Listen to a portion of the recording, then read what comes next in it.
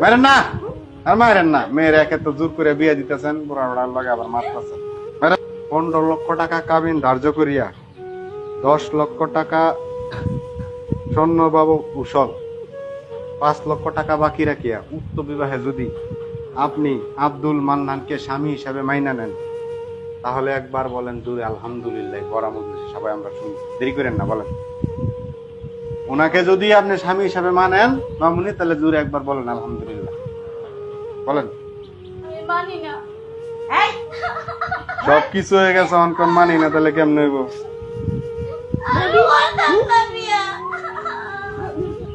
মারেন না, আর মারেন না। মেয়ের একে তো জোর করে বিয়ে দিতেছেন, বুড়া বুড়ার লগে আবার মারতেছেন।